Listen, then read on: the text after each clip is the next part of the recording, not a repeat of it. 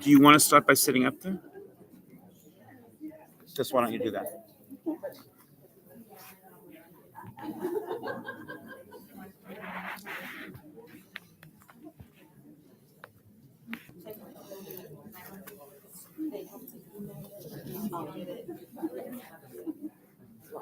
Okay, so will we just start with Camapgin? Good morning. Did you sleep well?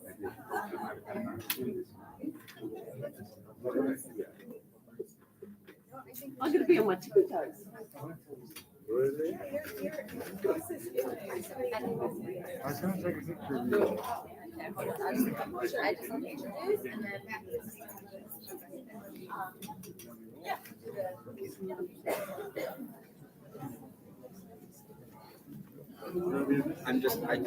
I'm going to just say to the live stream, because we're past the live stream, I'm just going to say briefly that for those who are joining us via the live stream, we are gathering here and we're going to start in just a couple of minutes, which is why we've gone live. But right now, this is the pre-game. We get to take pictures of the plenary speakers and things like that.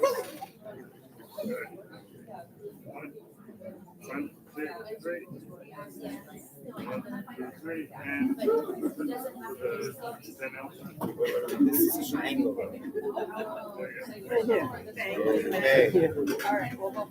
Okay, this may not be the most exciting pre-game, but it's going to get better, so hang tight.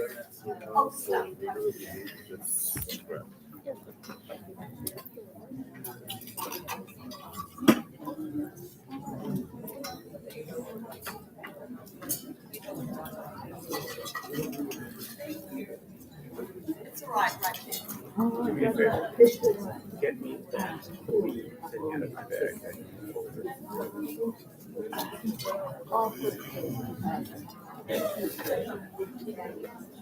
And Can I do like a good morning to you? please, but also come up here and do it.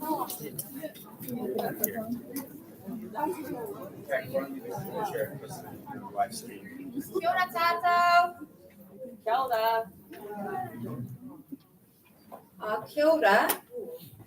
Yeah. I do not need a mic. That's a powerful voice here.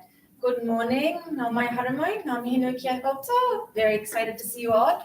I am one of your MCs today. I'm Mahtis Azamandi, and my co-MC is just walking up, Charles Wasiki. Am I pronouncing your last name correctly? I'll do a very quick good morning, welcome, tiny bit of housekeeping. So you would probably, most of you know by now where the bathrooms are. If you're staying in the hotel, you know that. So you just go out here, right and right. Food times, 10 o'clock for morning tea, noon is lunch. For morning tea and afternoon tea, if you do go out and find some kai food, help yourself. For lunch, please wait till we can do a karakia, a blessing, and then we share together our meal. A reminder, there is a film tonight. It's in the program. I'll give you a little bit of a rundown. So there are two things tonight. This afternoon at 4:30 is the IPRA meeting, and then the film Tamarito at 5:30, which is a fascinating story of effort towards global peace, featuring 8 peace people of Aotearoa, New Zealand, spanning some 7 decades. Peace walkers, petitioners, folk in small boats, and on the surfboard sailing out into the harbors in the face of huge warships. So please go and check the film out.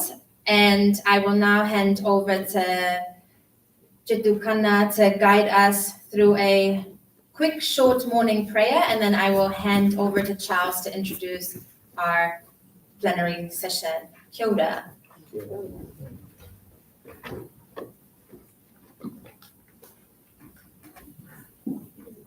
Hello, very good morning to everybody. What the prayer I'm saying is called Sangachadham. It's the last word in the Rig Veda, and it means let's progress together. And Sangachadham, so let us move together. So there's a famous Rig Veda hymn. Emphasis is on unity of minds to create healthy, powerful organizations for prosperity, happiness to all, and promote fellow feelings and righteousness. So this is all about, and I'll just to this prayer. We can all close down and enjoy the music and the lyrics. I'm unable to put it on the this thing. So if anybody wants it, I can share the lyrics later. Okay.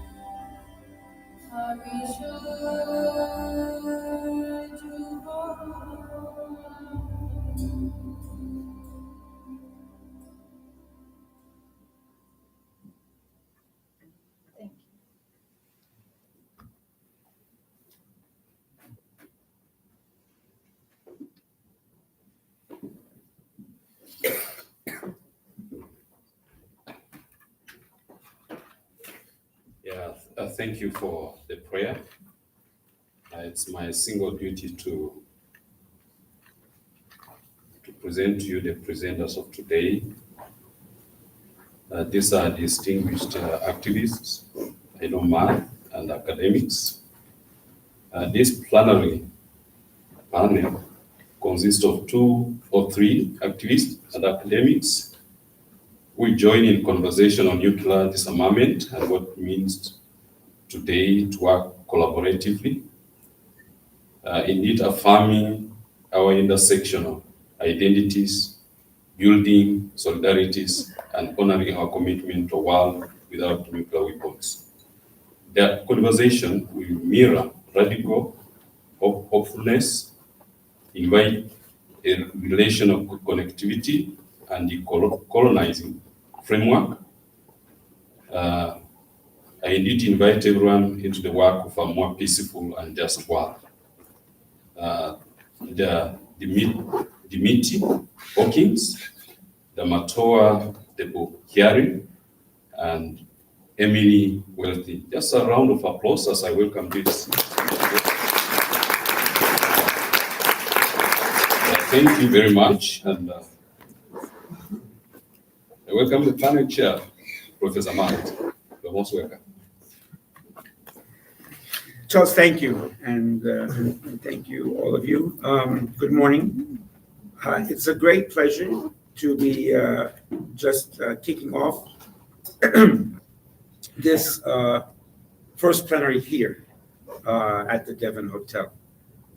We have some prehistory, which is worth going into as an organizer as well as an historian, to the idea of a panel that talks about now more than ever nuclear justice, organizing, and what we owe one another. Part of that prehistory is that once upon a time, which is, I believe, the way all prehistories begin, I was not Secretary General of the International Peace Research Association. I wasn't even on the executive committee. I was a member of the United Nations IPRA team because I was in New York City, and that made it convenient. We were led by this dynamic, visionary, permanent representative or main representative of IPRA to the UN, and her name was Emily. So it was fantastic under Emily's leadership to be doing work for IPRA at a certain level. And like many things, we often prescribe to our entities more or less than they should be. We don't, I think, put things in proper historical context. So the UN is a lot of things and is not a lot of things. It is a great space, or has become more and more a great space, for non-governmental organizations, and even for small governments that may be progressive but having a hard time in this crazy, huge body that mainly is controlled by the big powers, to have conversations. It isn't the place where world peace is made, in case you hadn't noticed that already. But working at the UN with Emily was fantastic, because working with Emily is fantastic. And meeting other people that we meet along the way is also equally fantastic, or more so. And so it was also interesting in those years to hear about this campaign that was essentially a grassroots campaign. That was essentially a campaign that was being done on local and in some cases nationally coordinated levels, but hooking up, interestingly, with other groups of similar mind, and then similar strategy, and then similar tactics, all of which are different things but interconnected. And so as this campaign became more of a campaign, became more of an international campaign, it became more exciting for other international organizations and regional organizations and local organizations to join onto it. And then, oh my goodness, I may be skipping a few steps here. And then, oh my goodness, nations and the United Nations start moving closer towards ratifying it. And then, oh my goodness, they're recognized in 2017 with the Nobel Peace Prize. And again, like so many things, the Nobel Peace Prize is certain things and is not certain things. anyone following the news of the awarding of the Nobel Peace Prize in 2025 will know that. And I am not one of those people who thinks that because of the choice of awardee for 2025 means we should denounce the Nobel Peace Prize. That's ridiculous. It's 1 year, it's one prize. It's not the first horrible prize they've given. I'm from the US. I was alive when the prize was given to Henry Kissinger. Not a pacifist. Anyway, so the fact of the matter is that they've awarded the prizes to people that have been responsible for genocide, and they've awarded prizes to friends of ours. It is a tool. We have to figure out how to use the tool. That is a piece of, but not the main piece of the conversations we're going to be having this morning. So I'm just going to read a couple of things and introduce them, and then it's the conversation. We're going to start it here, the three of them. We're going to open it to all of you soon. But one of the beautiful things is that one of the key founders of ICAN from Australia is with us today. And so ICAN co-founder DimityHawkins is joined by Tamatoa Tepuhiarii and our own Pace University Department of Peace and Justice Studies Chair, Emily Welty. And they will be part of this conversation on nuclear disarmament and what it means to work collaboratively, affirming our intersectional identities, building solidarities, honoring our commitments to a world without nuclear weapons. I'm not going to read more because I'm reading what's in the program, and you may not have one of these cute books. We just produced a couple of them because we are trying to do things that are environmentally friendly. All of you have this. All of you have this in the program. So I think I'm just going to say a few things about each of these distinguished people and then go into the questions. And I'm having trouble finding Tamatoa's little, that's what I was saying. Can you text me now? But I'll look. But I'm going to start elders to youth. That's just sort of the way the Africans taught me to do it. So again, briefly, DimityHawkins, AM, Australian, member of the Australian Order, is a queer Australian activist and researcher. She's the co-founder and program coordinator of the Nuclear Truth Project, a global initiative linking frontline community members, Indigenous and First Nations peoples, researchers and advocates working for nuclear abolition. She's also a co-founder and Australian board member of the Nobel Peace Prize winning international campaign to abolish nuclear weapons, ICAN, and the Nuclear Committee, and a national committee member of the Australian Nuclear Free Alliance, an Indigenous-led forum supporting communities impacted by nuclear projects across Australia. Dimity is currently finalizing her PhD through Swinburne University of Technology in Naarm, Melbourne. Dimity, welcome. Emily, okay, I don't do this, but I'll do it now. Dr. Emily Welty, post-PhD, is an academic, activist, and friend, an artist living and working in New York City. She's the chair of the Peace and Justice Studies at Pace University, where she teaches classes focusing on nonviolence, humanitarianism, reconciliation, transitional justice, and the role of arts in peacemaking. Her research focuses on the religious dimensions of peace building, with an emphasis on humanitarianism and nuclear disarmament, as well as nonviolent social movements. Emily's part of the ICAN crew, a co-founding associate, where she's worked also with faith-based engagement in nuclear disarmament. She's co-director of the International Disarmament Institute and one of the founders of the New York chapter of ICAN. She is the co-author and editor of Peace and Justice Studies, Critical Pedagogy, Unity and Diversity, Interfaith Dialogue in the Middle East, and Occupying Political Science. She's been awarded a Jefferson Bronze Medal for Public Service, Humanitarian Award 2018 from the City of Independence, Missouri, and holds 2 honorary doctorates from Middlebury College and Graceland University. And also, and this is, I think, less known unless you follow her on social media, she's a playwright. And she's a playwright whose work has been produced or developed by the Bechdel Project, the New Perspectives Theater Company, Estero Genius, and the Einhorn School of performing arts. So if you're not familiar with Emily's organizing work or her political science work, check her out as a playwright. And Do you want me to introduce Tamatoa? could you do that? Because I don't want to get it, I don't want to get it wrong. And I have to say this as I pass it along. And you guys could hear me, right? That was fine. Now you can hear me differently, but you could hear me before. No. It's better than mine. But could you really not hear me before? Because I could start from the beginning again. No, I won't do that. I want to say that I'm happy for you to do that, because somehow in my little notes, I Tamatoa's wasn't in front, but I think it's a special gift to have here, not just independent activists from the Maori searching for sovereignty, but also, as some of you are beginning to know one another, people from occupied nations and lands around the entire world. So Puerto Rico and Palestine. So Western Sahara and West Papua. So we have from Kashmir and Kurdistan and Tibet, not here with us now, but joining later. So Tamatoa is one of those activists who comes as a frontline organizer for independence and demilitarization.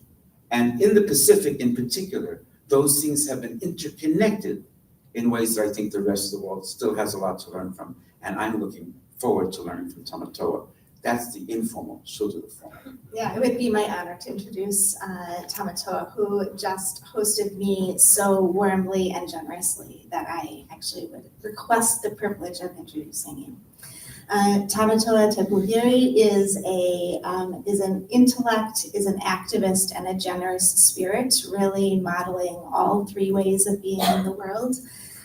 He is part of Mororoa I Tatau, which is a beautiful grassroots campaign in Maui Nui, French-occupied Polynesia, that is looking at the legacy of nuclear testing there. And Tamatoa is a key organizer for bringing a new generation and a new kind of revitalization around climate justice and nuclear justice. And in addition to being deeply grounded and beloved by his home community, Tamatoa is part of the Nuclear Truth Project, which Dimity is also a part of, which is playing a key role in rethinking protocols for connecting with affected communities and how to center affected community voices.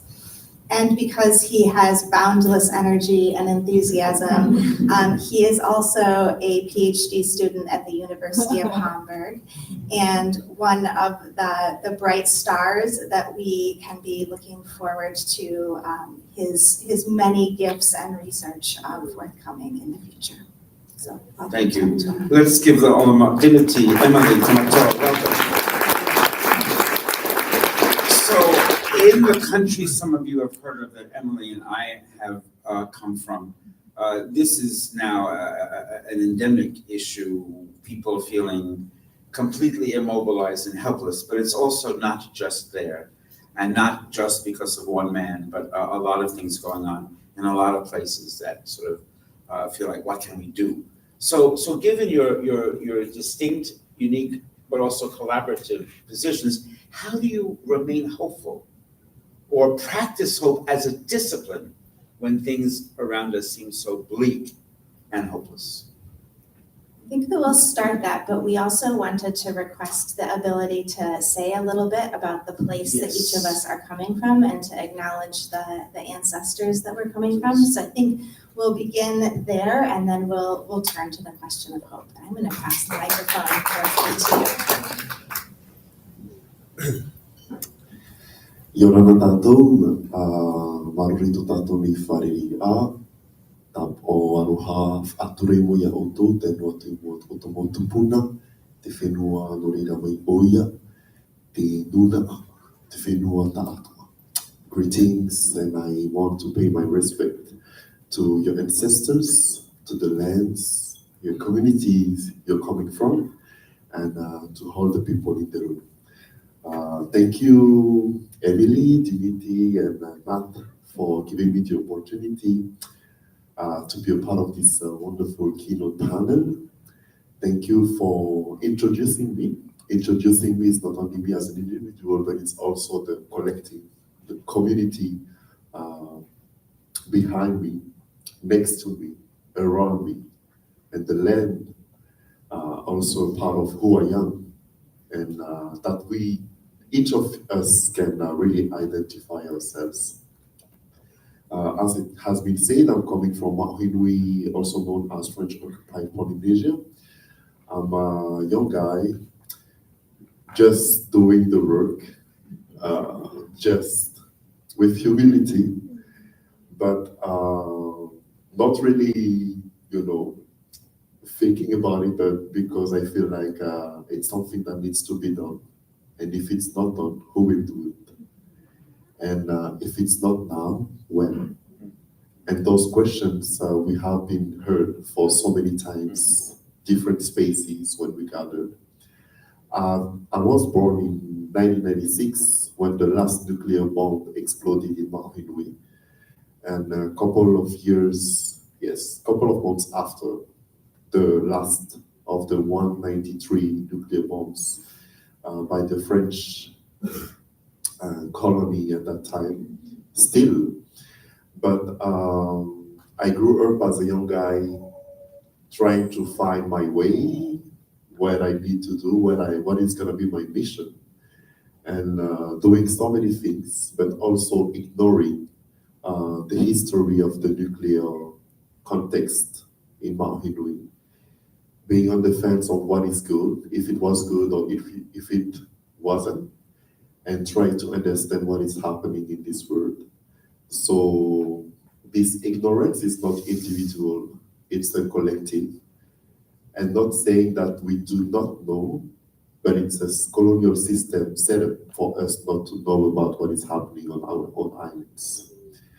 And that's it. A couple of years after, learning, listening, observing, feeling, I got more interested into working on that topic because I've been called first. I've been requested by the community that we need people to do that work, to advocate, but also to give more justice for the people. We cannot go in our life without, when seeing people dying day after day without knowing what is happening around. So I think it's not only a part of who I am, but it's a part of who we are as people from Mahinui, French Polynesia. And I will stop here. We're going to have time to know more and to discuss more later. Thank you. Hello, everyone. It's such a privilege to be here, and it's lovely to be amongst you all. And so many people in this room have a million stories that they could tell, and it's just wonderful to be together over this week so that we can hear each other's stories. My name is DimityHawkins. I was born as a white settler in Australia in the lands of the Wiradjuri peoples. And I live and work on the Wurundjeri lands of the Kulin Nations down in Naarm, Melbourne. I'm very conscious of my position as a white settler in my country, but I also am conscious of it because I had a childhood of the Pacific. So I grew up in Fiji. I spent some time here in Aotearoa, down in Dunedin, after Fiji, and then I went to Papua New Guinea, and then I came back to Australia. And coming back to Australia as a young person, I started to learn about the history of this country that I have ancestry in back a couple of 100 years. And big part of that history is the militarization, and particularly the nuclearization. Our country was bombed by the British. They used their first experiments on our country, and it's still much the same as Tamatoa, not talked about. A lot of people grow up without ever understanding that history. And it very quickly became my work because I found it extraordinary, having grown up in the Pacific, where the understanding when I was a child in the Cold War was very clearly one of resistance to nuclear weapons testing. To come back to Australia, a place that had been bombed directly, and not have any acknowledgement of this, it infuriated me as a young person. And so I've been working on this work for the last 30 years or so, and it's a joy and a privilege to do that in combination with people all around the world. And that's the collaborative spirit that we're talking about today. For me, I often think that there is a bad habit around white Americans somehow erasing their ancestry or erasing their sense of place, as though that isn't a thing that we do. But it feels important to me to also talk about the land that I was born on. I was born on Council of Three Fires, Potawatomi land, and now live in Lenapehoking, New York City, so Lenape land. My dad's family are Mennonites, so I sort of come from this Mennonite tradition on one side, and my mom's family are Appalachian mountain people. And so growing up with a sense of kind of relationality to the three rivers that ran through the place where I grew up. And now I am an ocean person, not part of the Pacific community, though in my heart, I think, but part of the Atlantic Ocean community where I live on the shore of the Atlantic Ocean. And so I think in terms of naming kinship relationships, we can also talk about the way in which we have found kinship relationships with each other. It was such a joy to me to have Dimity and Tamatoa say yes to this invitation to share space, because they feel like kin to me in the way that we also choose ancestors. So maybe we'll now answer Matt's question about what gives us hope. I think we do find hope in our ancestors and in our place, but I will say for me, if we start, and maybe we'll work the mic back the other way, I think hopefulness is not for me an act of naivete. It's very easy to caricature hopefulness as though it is somehow smarter to be cynical, to be in the know, or to expect that bad things will always happen. So I think there's a defiance around hopefulness, that to be hopeful in the face of horrors, to know horrors and to be hopeful anyway, is another way of being defiant.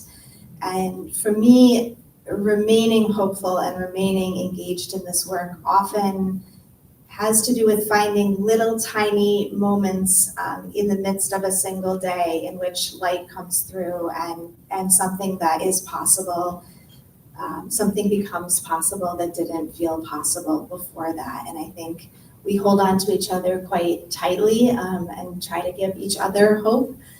So I think we often find our hope and our courage in each other.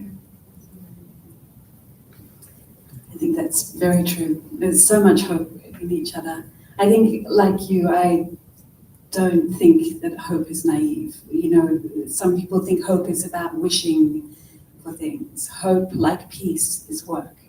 You have to build it, you have to own it, you have to embody it, you have to really work it. And so hope is constant work, just like peace.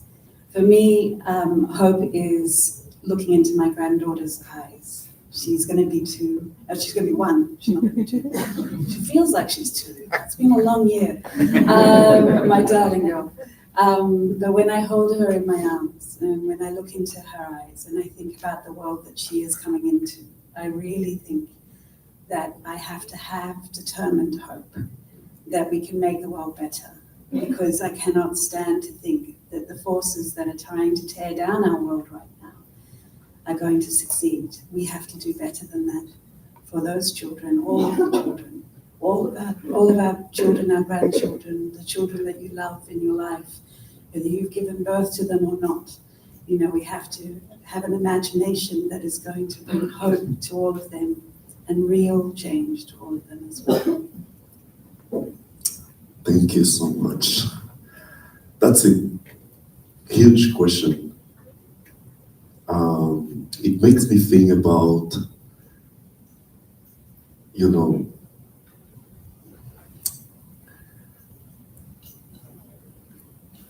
how cannot we be hopeful and particularly for people from the Pacific who went through so many struggles, violence, where our people and still are surviving after 3 apocalypses period that we faced.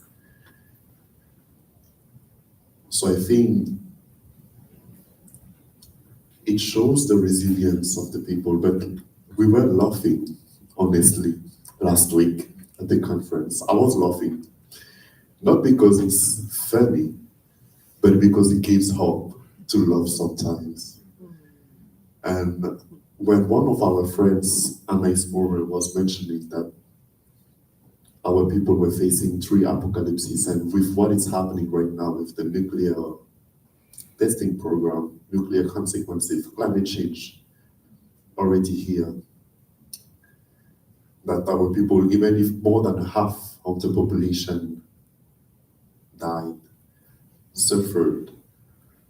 So the question for me is more like, how cannot we be helpful about it, about what is happening, and how can we acknowledge more and more the resilience of our people being still in the room, being still present, surviving, not living, but surviving with all the challenges that we are facing. And it's unfinished, but when it will be finished then, when it will be done, and to me that's the thought that I'm having right now, like it goes, generation after generation, we people advocating, we people standing up, until when? And how do we think about the next generations to stand up, to confront again a system which does not consider who we are and the importance of us, as indigenous people living on our own islands, countries, and so on. So, of course, we need to be hopeful. Of course, we need to,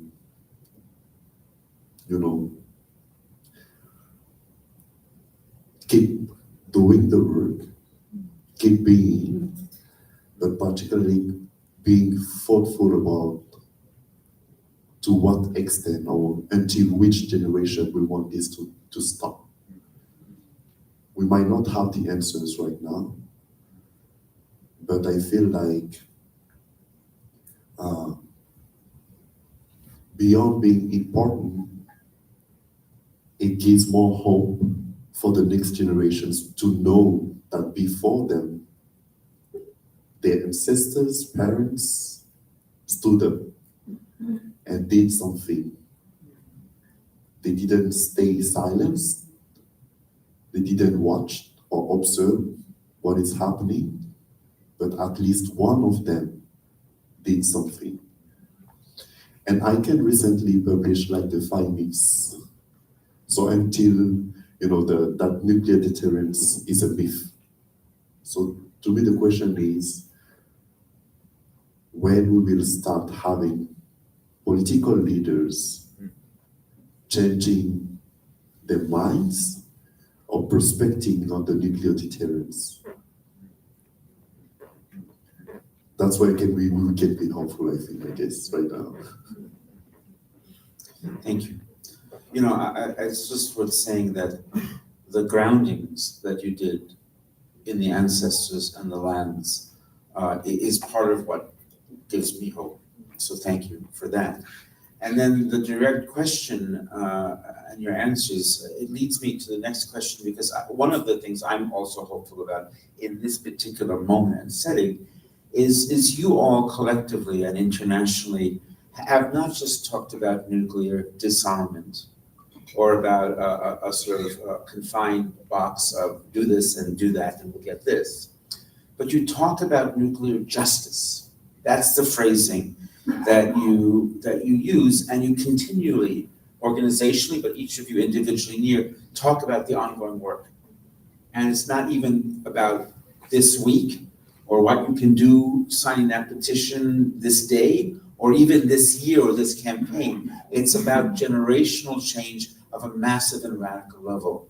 So I guess given that broad and ambitious and visionary construct that you're involved with, I'm interested in what the actions you think people can take right now in our own lives to work for nuclear justice.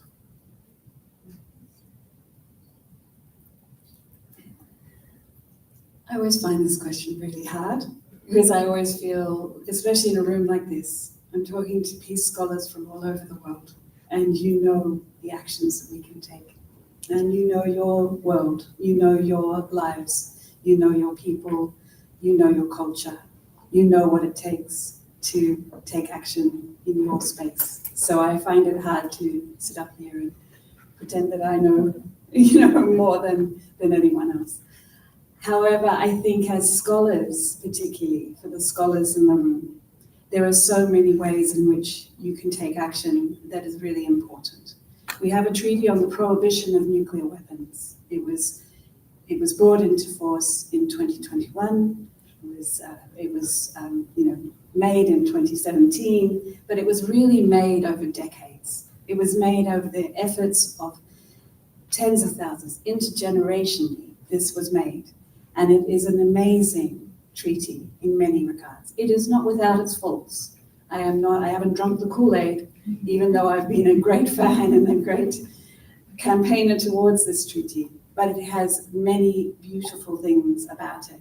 As scholars in this room, I would ask that perhaps you put your efforts towards examining it, finding ways in which it has resonance, asking the question about the positive obligations in this treaty, which I think are magnificent, positive obligations for victim assistance and environmental remediation. It's not just about banning nuclear weapons. It's about saying that the harms that have happened need to be remediated, need to be repaired. And in doing that, we then further ban these weapons. They become so unusable again. So it's a really important treaty in many regards. It had a process that is fascinating for anyone who is a studier of history, anyone who studies politics, diplomacy. There is so much in this treaty that is worth looking at. And it has a history that goes through all the nations of the earth, not just the people who own those weapons. In fact, very much not just the people who own those weapons. This treaty was made by small nations, and it was brought about by the voices of survivors. This treaty would never have happened had not the people who have survived nuclear weapons harms hadn't spoken up. And they spoke up so beautifully. The Habakasha, the nuclear weapons test survivors in the Pacific, from my own country as well.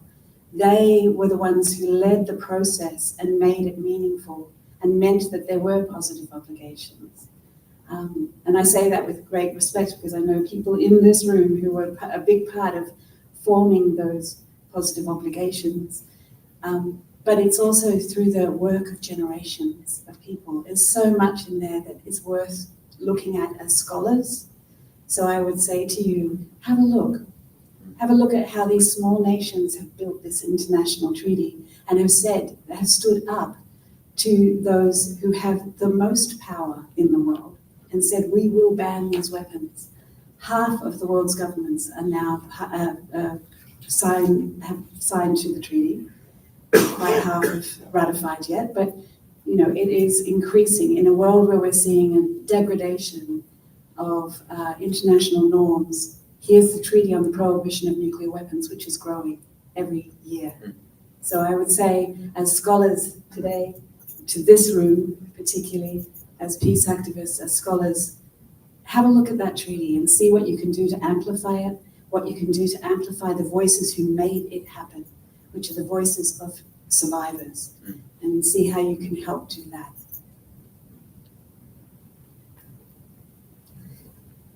I think one of the questions I'm sometimes asked is, why don't you work on, and then fill in the blank on another topic?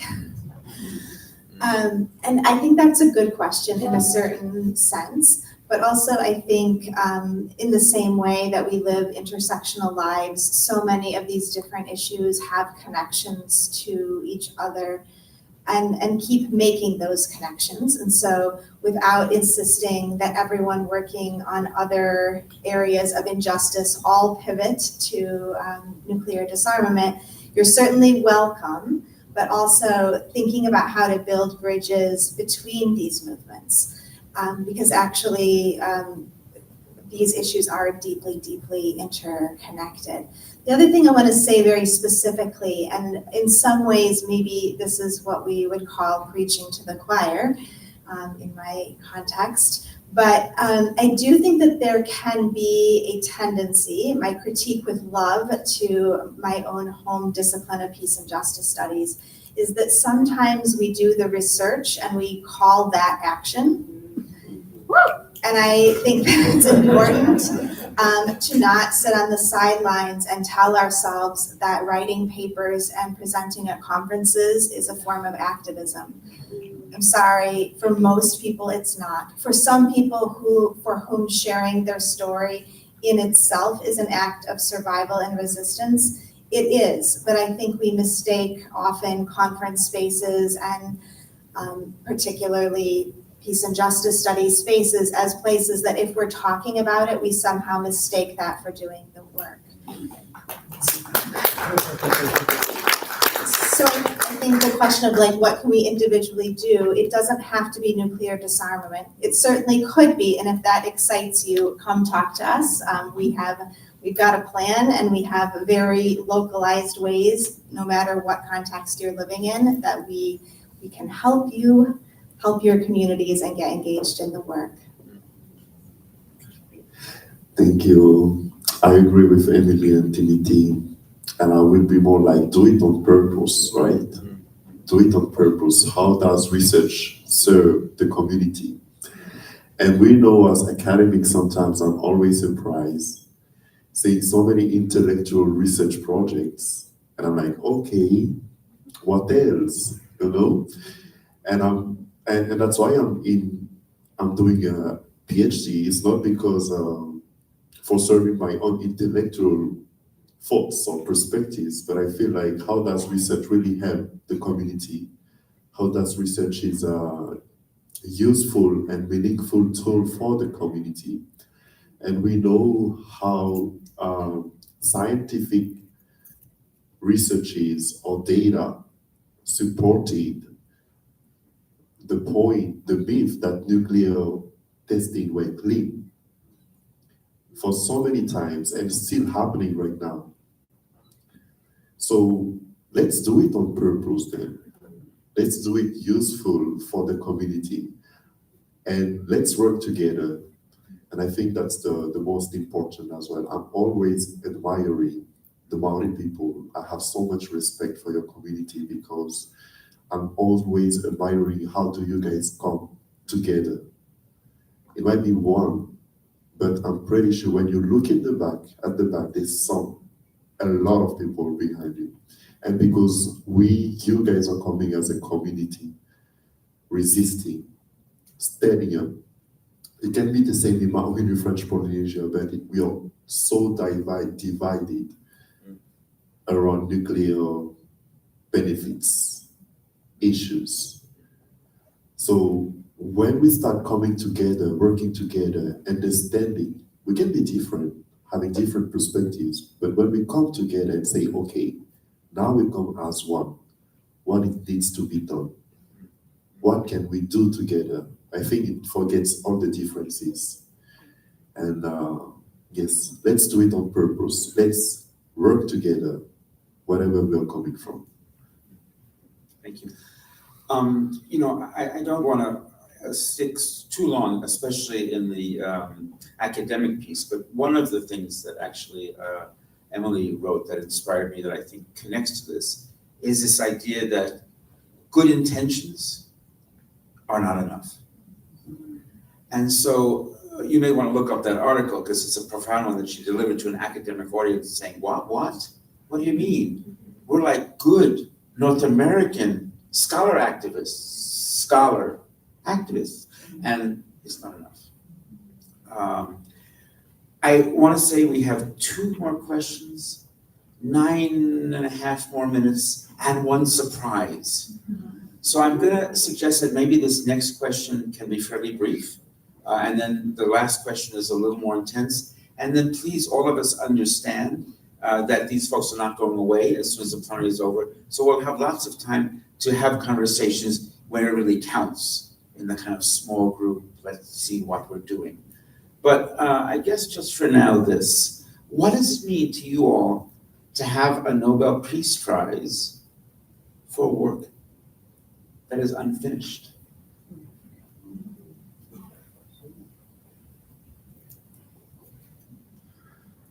Hope. I can be really brief. Hope. You each have 1 word now that you can, oh no. I would say the Nobel Peace Prize is unique in some ways in that it is always given for work that is unfinished. And so it's not like you can just step away. I think that there is a way that it is, we're kind of open about the fact that it can be a blessing and a curse, that attention can be a blessing and a curse. And I think there's a certain way that it sets you up to fail, because the work of justice is always the work of falling a little bit short. But also, I think it can be used as a tool to start new conversations in new places. So useful, mixed blessing sometimes. It is a useful mixed blessing. I think when we first received the Nobel Peace Prize in Australia, the first thing that we did was we took it out on country, and we took it out to Aboriginal community members on a tour. We literally slept with it in our swag under the stars at night time, and we gave it to the hands of people who have felt it first and foremost on their lands. And for me, that is what it means to have a Nobel Peace Prize. It is unfinished work. It is always unfinished work, but it's about accountability. It's about holding us all accountable to keep that work going. And for us, it has been, from the very get-go, the People's Prize. And I mean that with sincerity. It's not just a gimmick. It's actually very sincerely felt. We felt from ICAN, from the founders of ICAN particularly, that we did this on the backs of other people who had been doing for generations, and will have to do it for generations more. Because even if tomorrow every nuclear weapon was eliminated, we would have 250,000 years of nuclear waste to deal with. This does not end. Our bones will be dust. If we survive, if we don't get eliminated by these weapons, we will still be living with this for generations to come. So the work is always going to be unfinished, but we are being held to account through the prize to say we will keep doing this work. I think for some of us, we were particularly excited when this past year, 2024, the Nobel Prize was given to some of those elders, the Japanese Hebakasha, Nihon and Dianko, to getting the prize for their disarmament work. And they have a special message that they've delivered to this conference via video that will be showing at 4:30 today in the membership meeting, which you're all welcome to. If you're not a member, please see me, and we can figure out you should come to that in any case.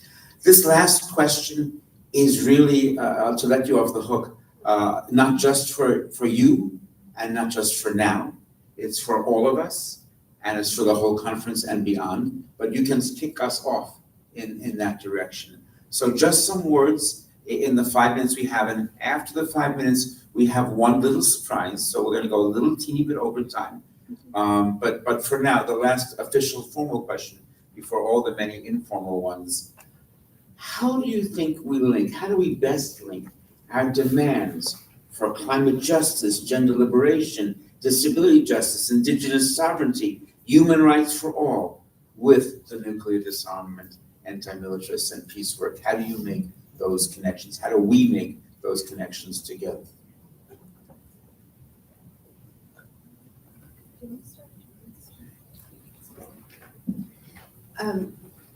in full transparency, so it doesn't seem like Matt has just asked us like the largest question of all time. The three of us actually know about this question and we see the work this way. So Matt has just read the largest question of all time. That's They true. asked for it, yeah. So but it is our to question. be clear, that is the way that we, the three of us, see this work. Is that it is the work of queer liberation, of disability justice, of migration justice, of sovereignty, of climate work. We see these as interconnected.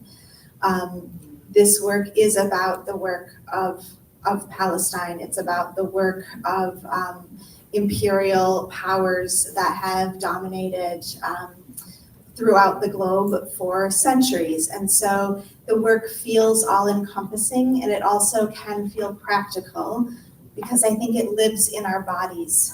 It lives in the things that we care about. And this work is connected to all of these kinds of work because it is about courageous action for the world that we love. It is based in our love for the world that we live in, our love for our land, our love for our water, and our love for each other. And I think in those ways, the grounding in love brings together these other kinds of work.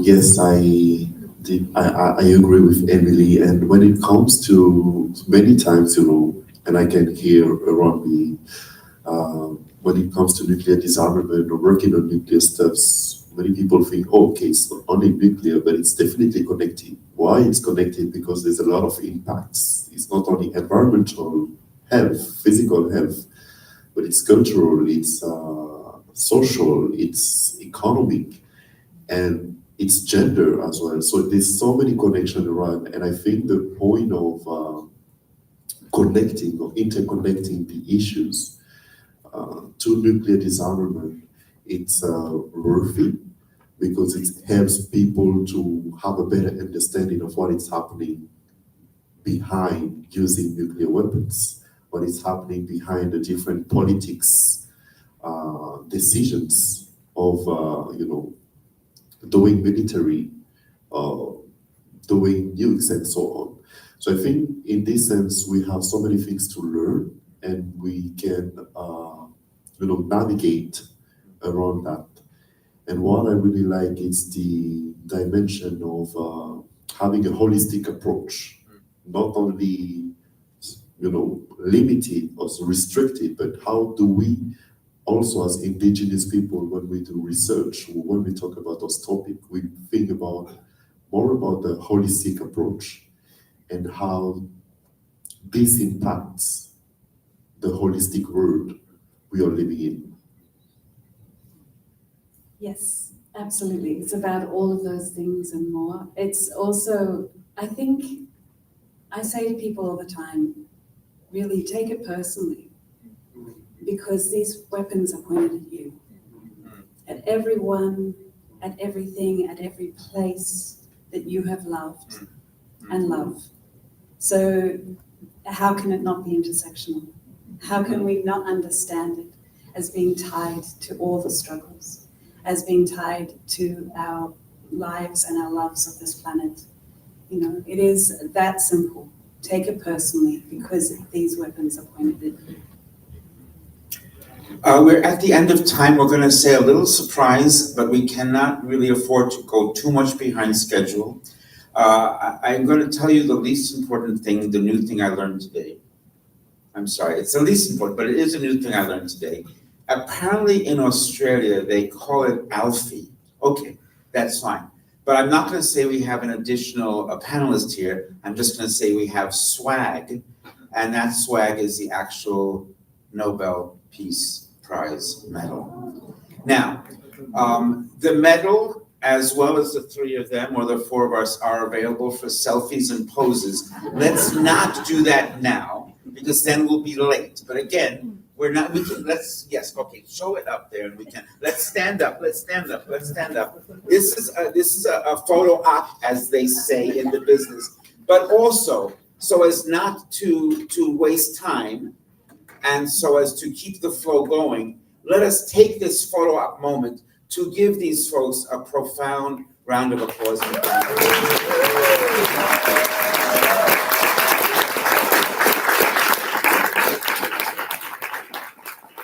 Let us keep the conversation going. Let us keep the connections happening. Let us come and take selfies with Alfie and with the humans involved. And let us get to the next section, not too late. Kia ora. Morning tea will be served out there. Take a mic.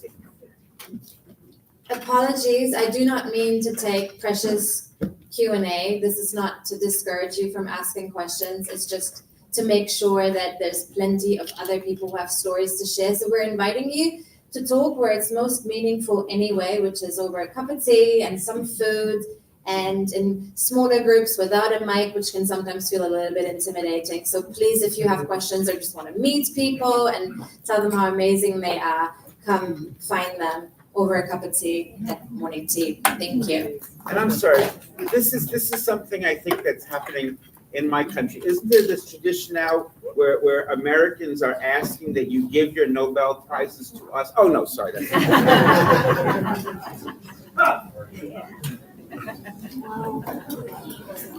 you know,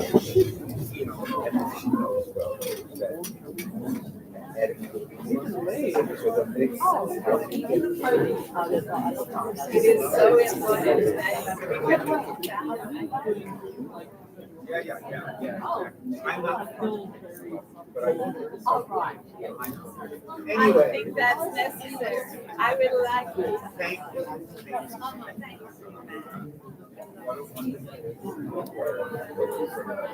Yes.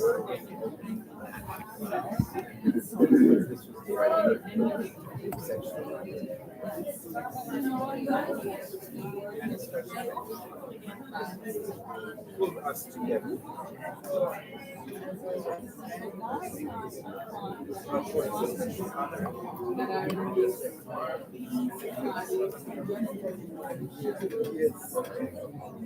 So, you know,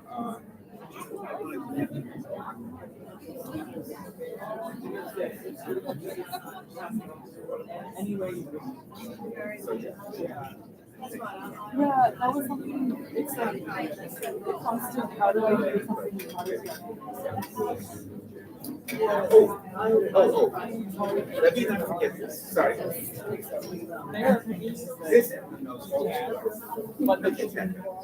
Wait. And then you just keep going. It's like, let me. I think I don't have to. No. I love to get my programs in science by the speakers. So I would love for each of you to do that somewhere. Yes, that's fine, but not necessary.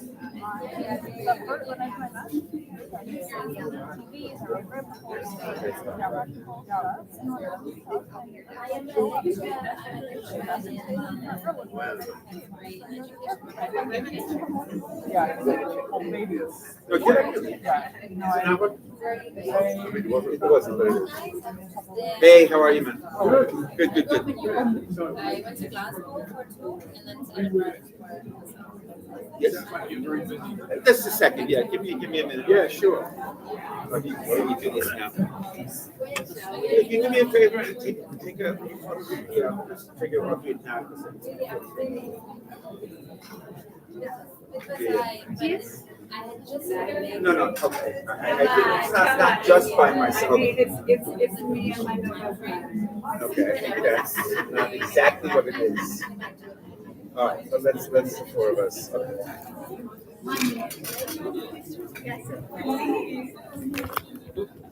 It's really wonderful, but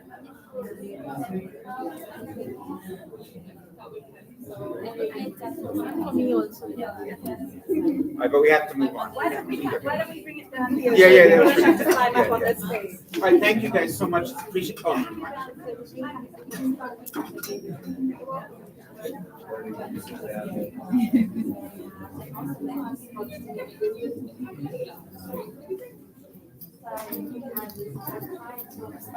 still a little bit busy.